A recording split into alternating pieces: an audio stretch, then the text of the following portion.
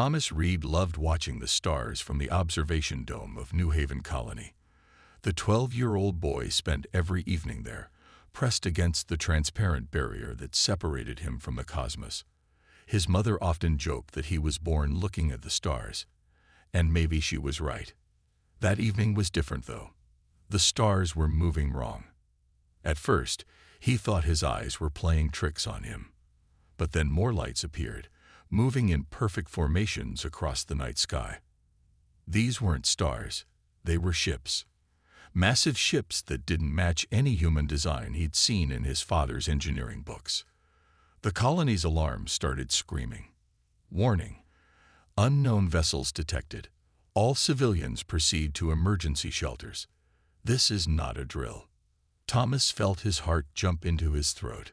He turned to run home, but the observation dome's entrance was already crowded with people pushing to get out. He was small for his age, and the crowd swept him along like a leaf in a storm. "Mom, Dad." He called out, but his voice was lost in the chaos of shouting and running feet. The first explosion rocked the colony before he could reach the residential sector. The artificial gravity flickered, making his stomach lurch. More explosions followed, closer this time. Through the windows, he saw strange ships with smooth, curved hulls landing outside the colony's walls. They looked almost beautiful, like giant silver teardrops falling from the sky. Then the walls started melting. Not really melting. Thomas realized they were being cut through by some kind of energy weapon. Perfect circles appeared in the reinforced metal walls, glowing orange at the edges.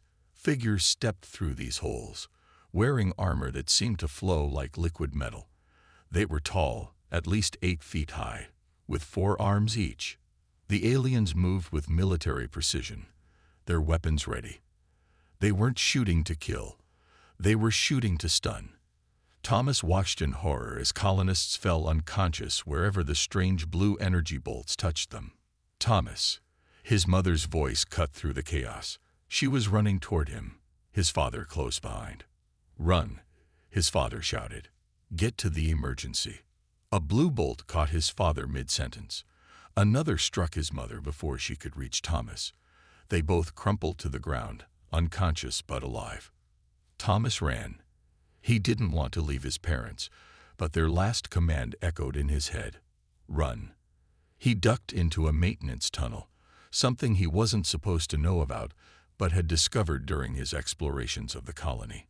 The tunnel was tight even for his small frame, filled with pipes and cables. He could hear the aliens moving above, their heavy footsteps resonating through the metal. The tunnel led him to one of the colony's cargo bays. He pushed open the access panel and froze. The bay was full of aliens, efficiently loading unconscious colonists into their ships. Their 4 arms made them incredibly fast at the work. Thomas tried to back away, but his foot slipped on the metal grating. The clang echoed through the cargo bay. One of the aliens turned and barked something in a language that sounded like singing. Thomas realized with growing terror that he was caught between the aliens in the cargo bay and more coming down the corridor behind him. Then something strange happened. The alien that had spotted him made a different sound, almost gentle, like a song. It reached for Thomas with one of its lower arms, the gesture almost careful. They thought he was one of their children. In the dim emergency lighting, with his small size and the chaos of the evacuation, they had mistaken him for one of their young. The alien lifted him carefully, all 4 arms cradling him like something precious, and carried him toward one of their ships. Thomas wanted to struggle, to scream that they had made a mistake, but survival instinct kept him quiet. His mind raced with everything he knew about hostage situations from the colony's safety drills. Stay calm. Stay alive. Wait for rescue. He didn't know it then, but as the ship's door closed behind them, sealing him away from everything he had ever known, Thomas Reed had just become the Empire's grave error. The boy they mistook for one of their own would one day become the architect of their destruction. The stars watched silently as the silver ships rose into the night, carrying their precious cargo. And one small, quiet boy who didn't belong. 8 years passed like a slow-burning star. Thomas Reed, now 20, stood at attention in the Empire's elite military academy, his shoulders straight and his face carefully blank. He had grown tall for a human, though still shorter than his Empire classmates. They called him Runt, not knowing it was his human genetics rather than poor breeding that made him different. Cadet Reed, Instructor Vale's musical voice carried across the tactical simulation chamber. Explain your strategy. Thomas stepped forward, his boots clicking on the polished floor. Above them, a holographic battle played out, his solution to today's combat scenario. His ships, marked in blue, danced through the red enemy fleet like water through rocks. The enemy expected a direct assault, Thomas said, using the Empire's singing language he'd mastered years ago.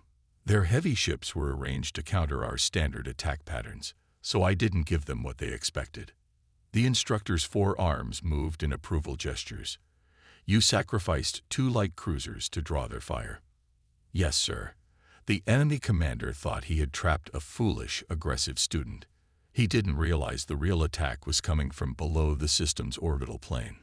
Thomas watched his holographic ships emerge from hiding behind a gas giant, catching the enemy in a perfect crossfire.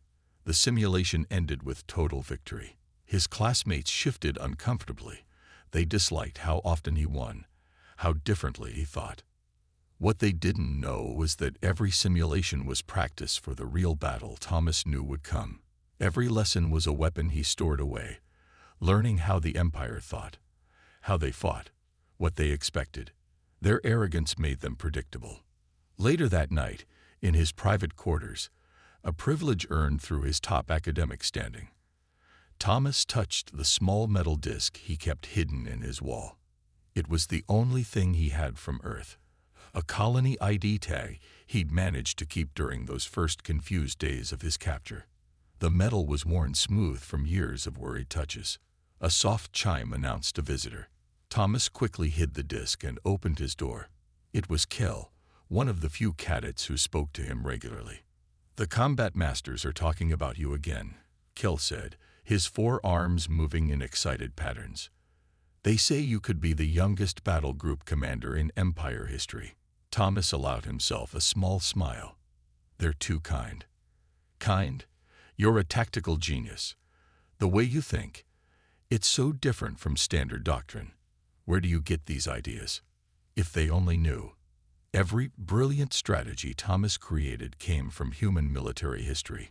Napoleon's maneuvers among the stars, Alexander's tactics with energy weapons. The Empire thought humans were primitive, but their military history was a gold mine of innovative thinking. I just see patterns, Thomas said quietly. The board is the board, whether it's 2 dimensions or 3. Kel made a gesture of amused dismissal. You and your strange sayings. Sometimes I think you were raised by wild space pirates. Thomas laughed, but the sound was hollow in his chest. 8 years of hiding. 8 years of turning his rage into fuel for excellence. 8 years of watching the Empire prepare for their war against Earth. That night after Kel left, Thomas stood at his window, looking at the unfamiliar stars. Tomorrow would bring more lessons, more simulations, more chances to learn the Empire's weaknesses. They thought they were training a loyal officer. Instead, they were creating their own destruction. He touched the hidden disc one more time before going to bed.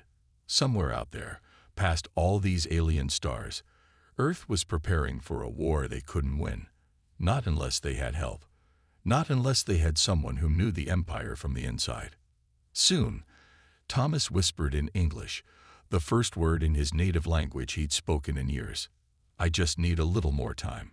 The Empire's stars glittered outside his window, cold and bright and unknowing.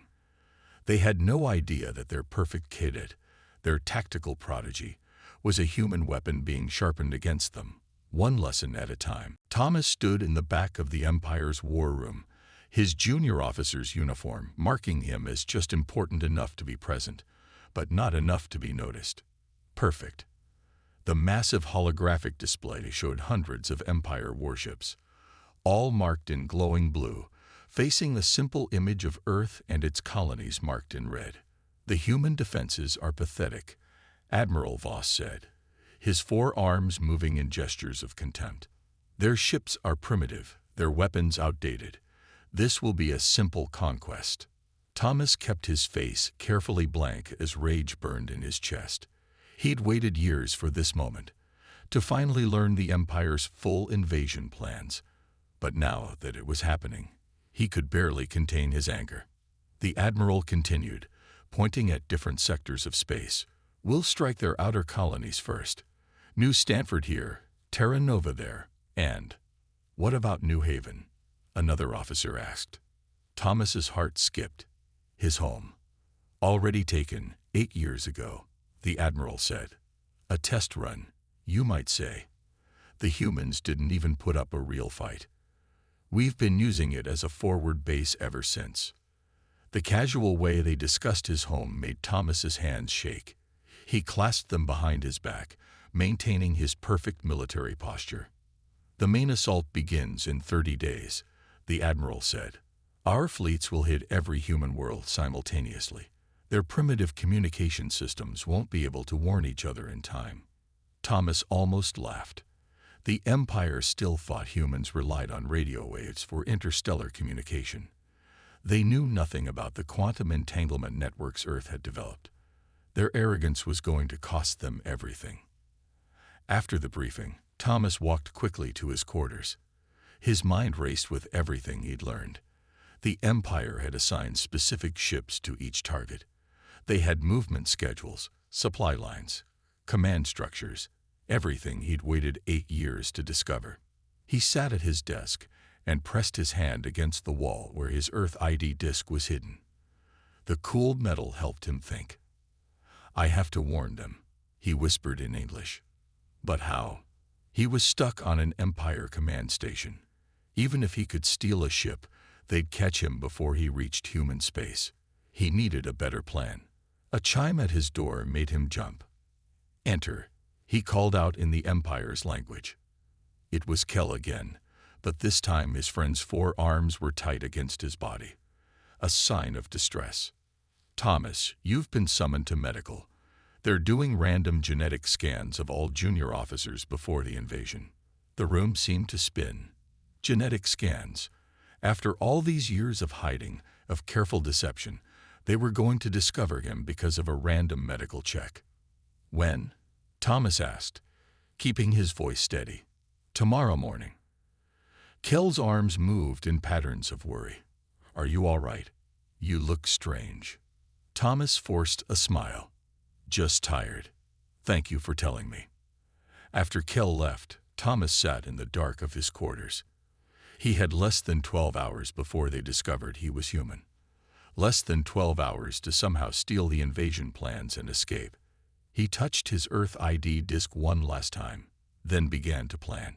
He'd spent 8 years studying Empire tactics, learning their procedures, understanding their weaknesses. Now he would use everything they taught him against them. You should have killed me when you had the chance, he whispered to the Empire ships visible through his window. Instead, you trained me, taught me, made me understand exactly how to hurt you. Thomas stood and straightened his uniform. He was no longer a lost boy playing at being an Empire officer. He was Earth's only hope for survival, and he had work to do. Outside his window, the Empire's mighty warships prepared for their invasion, unaware that their greatest enemy walked among them, wearing their uniform, carrying their secrets, and planning their destruction. Thomas moved through the night shift of the Empire station like he belonged there. His uniform was perfect, his posture correct, his forearm salutes precise. No one looked twice at him. Why would they? He'd spent 8 years learning to be invisible. The medical bay was his first stop. He walked in carrying a datapad, looking busy and bored. Night inspection, he told the sleepy medical officer. Admiral's orders. The officer barely looked up. Thomas had chosen this time carefully. The night shift was always the most relaxed. While pretending to check equipment, he accessed the medical computer and deleted his scheduled genetic scan. Then he added a fake record showing it was already complete, with normal Empire results. One problem solved. Now for the harder part. The command center was mostly empty at this hour. Only essential staff remained. Thomas walked to his usual station, nodding to the few officers present. He inserted a small device he built over the years into his console. It would copy every file he accessed while making it look like routine system maintenance. "Working late, Reed?" the duty officer asked. "Final checks before tomorrow's briefing." "Sir," Thomas replied. The best lies were mostly truth. He began downloading the invasion plans, ship schedules, fleet positions, everything. The device copied it all while hiding his tracks. Years of studying Empire computer systems were finally paying off. But he needed more than just data. He needed a way out. The answer sat in the station's auxiliary hangar, a prototype stealth scout ship. Fast, small, and nearly invisible to sensors. Thomas had volunteered to help test it, learning its systems over the past months. Now that knowledge would buy his freedom. The hard part would be the next few minutes. Thomas finished his download and walked calmly to the hangar, his heart thundering in his chest. Every step felt like it would give him away, but his face remained calm. Show any stress, and the Empire officers would notice. They were like predators. They could smell fear. The hangar was dark and quiet. The prototype sat alone, its smooth black hull swallowing the light. Thomas approached it with his access card ready. "Cadet Reed." He froze. It was Kel. "What are you doing here?" his friend asked. Thomas turned slowly. Kel stood in the hangar doorway, all four arms held in a pattern of confusion. "I couldn't sleep," Thomas said. "Thought I'd run some more tests on the prototype." At this hour, Kel stepped closer. "Thomas, something's wrong. I can tell. Let me help." For a moment, Thomas almost told him everything. Kel had been his only real friend here, but the Empire's conditioning ran too deep. Even Kel would turn him in if he knew the truth. "I'm sorry," Thomas said softly. Before Kel could react, Thomas struck. A human martial arts move the Empire had never seen.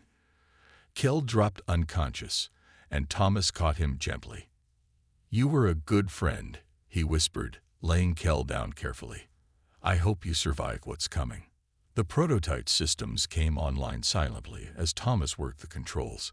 He'd disabled the hangar alarms earlier that day, during routine maintenance he volunteered for. The huge doors opened silently to the stars. Then he was free. The ship slipped away from the station like a shadow, its stealth systems making it nearly invisible. By the time the Empire realized what had happened, Thomas was already jumping to faster-than-light speed.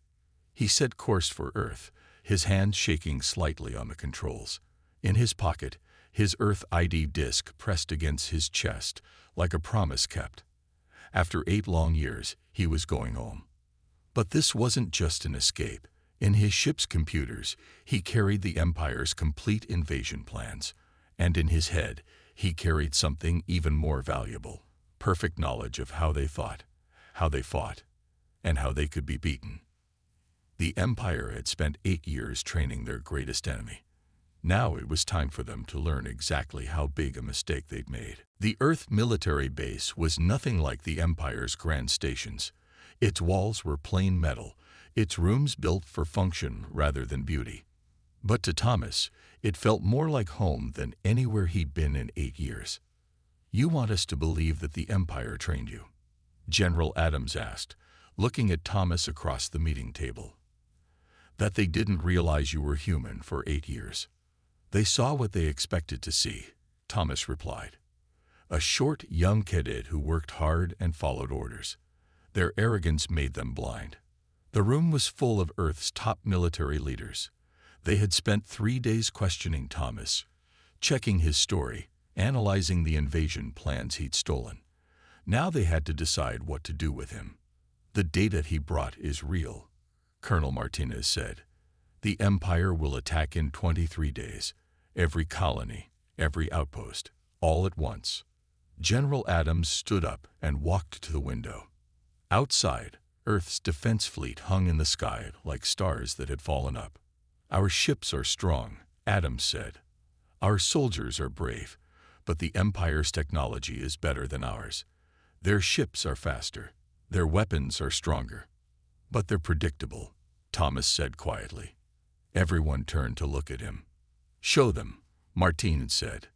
Thomas stood and walked to the holographic display in the center of the room. His hands moved over the controls like he'd been born using them. A battle appeared in the air, one of his last training exercises at the Empire's Academy. "Watch how they move," he said. "Every attack follows the same patterns. Every defense uses the same formations. They've been winning for so long, they've forgotten how to adapt." He showed them more battles, pointing out the weaknesses in Empire tactics. The generals leaned forward, their eyes wide as Thomas revealed 8 years of careful observation. "We can't match their technology," Thomas said, "but we can outthink them. They expect us to fight like they do. Instead, we'll fight like humans." Colonel Martinez smiled. "You're talking about guerrilla warfare. Among the stars. Hit and run." Thomas nodded. "Strike where they're weak. Disappear before they can respond. Use their own size against them." "You're very young," General Adams said slowly, "but you know the Empire better than anyone alive. How would you feel about a field promotion?" Thomas blinked. "Sir, we need a commander who understands both sides of this war. Someone who can think like them, but fight like us." Adams looked around the room. "I propose we promote Thomas Reed to the rank of general, effective immediately." The room erupted in argument. Thomas waited quietly, his hands clasped behind his back like he'd been taught. He'd learned patience in the Empire.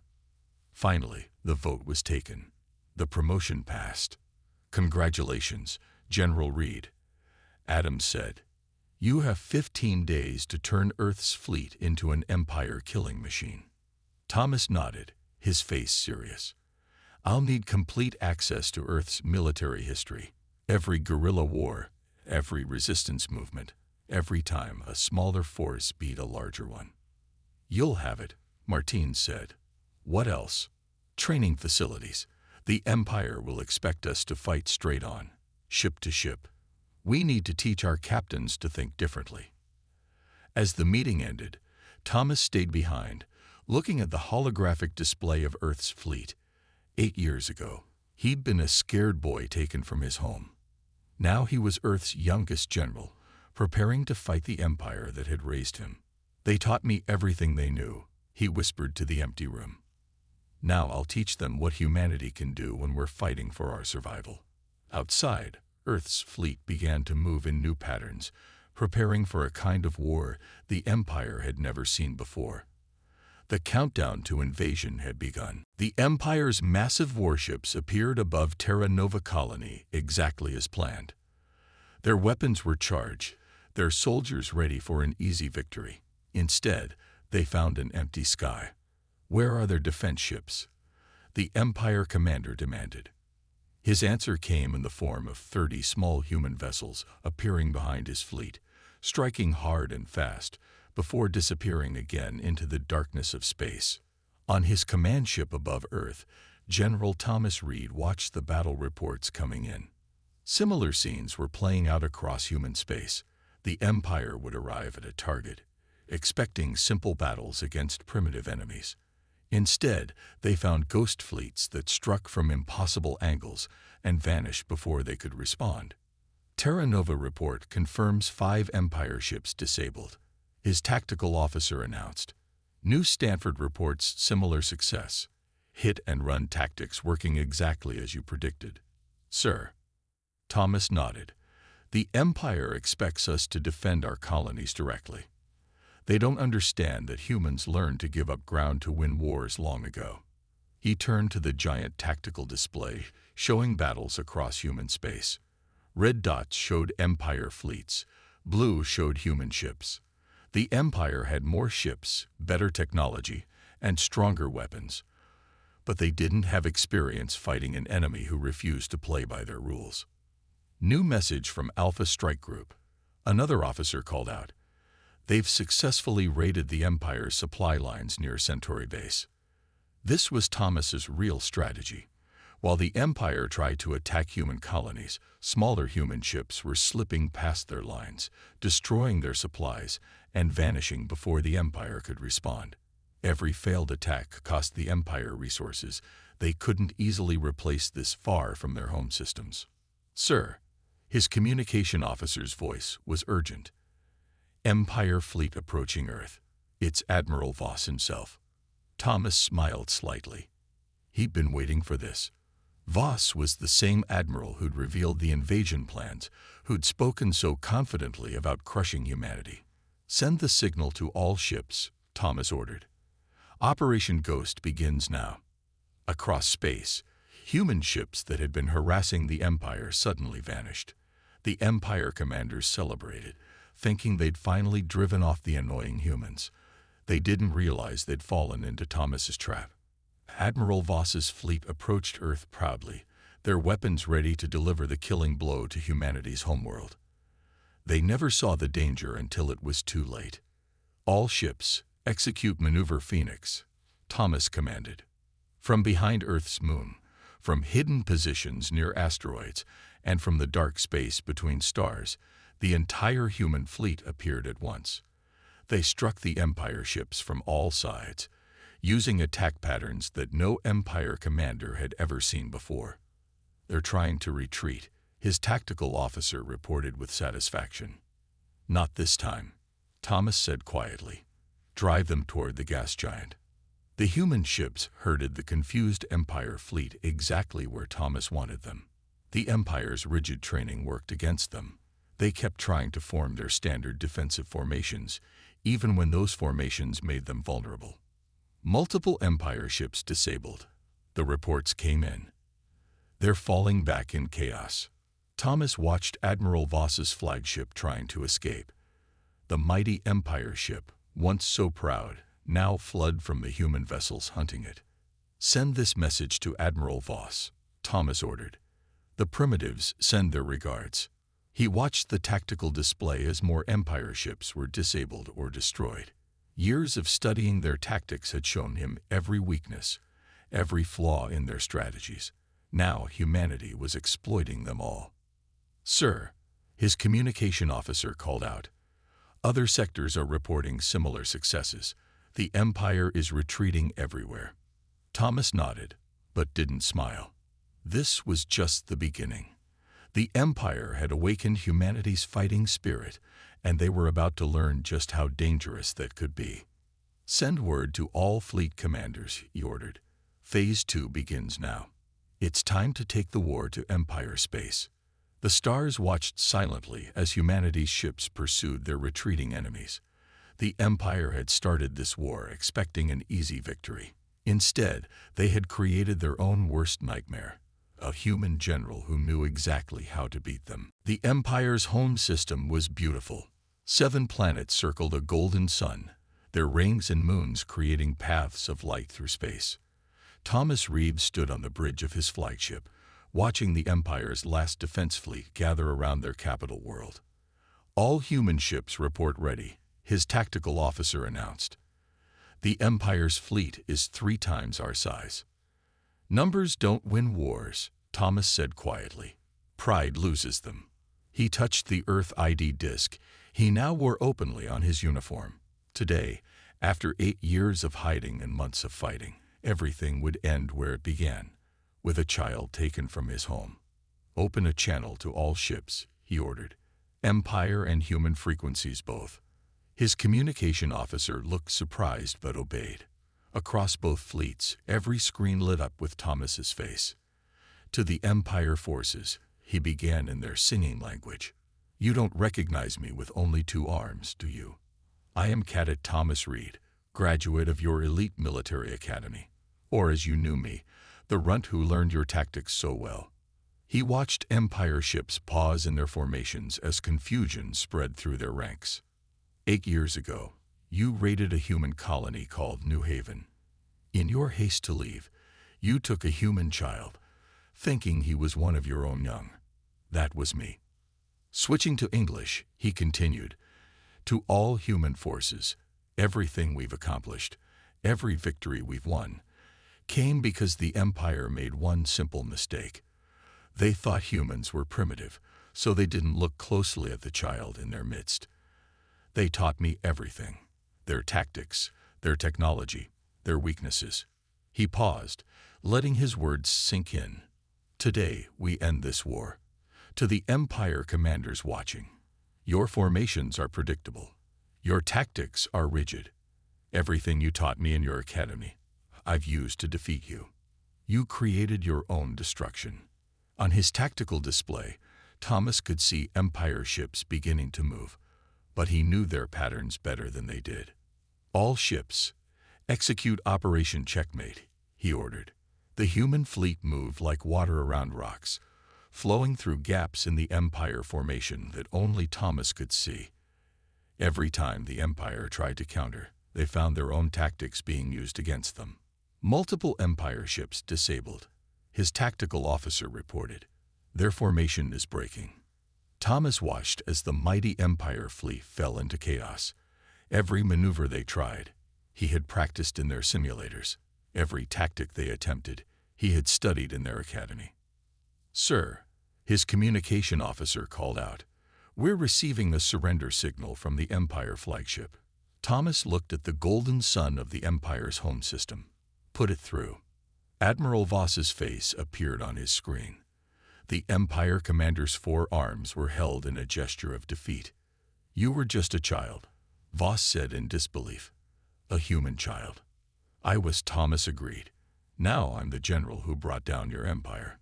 "Humanity isn't primitive, Admiral. We're adaptable, and you taught us everything we needed to know to beat you." The surrender was quick after that. The Empire, built on pride and tradition, couldn't survive being defeated by the very tactics they had taught their enemy. 1 month later, Thomas stood on the rebuilt grounds of New Haven Colony. Earth ships and surrendered Empire vessels shared the sky above him, their crews learning to work together in the new peace. "Was it worth it?" Colonel Martinez asked, standing beside him. "All those years of hiding." Thomas watched a group of Empire children playing with human children in the colony's park. Neither side cared about the differences in their number of arms or the languages they spoke. "They took me from my home," he said quietly.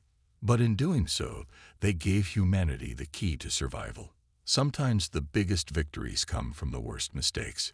He touched his Earth ID disc one last time, then let his hand fall. The war was over. The Empire's grave error had led not just to their defeat, but to a chance for both species to build something better. Above him, the stars watched as they always had, witnessing the end of one story and the beginning of another.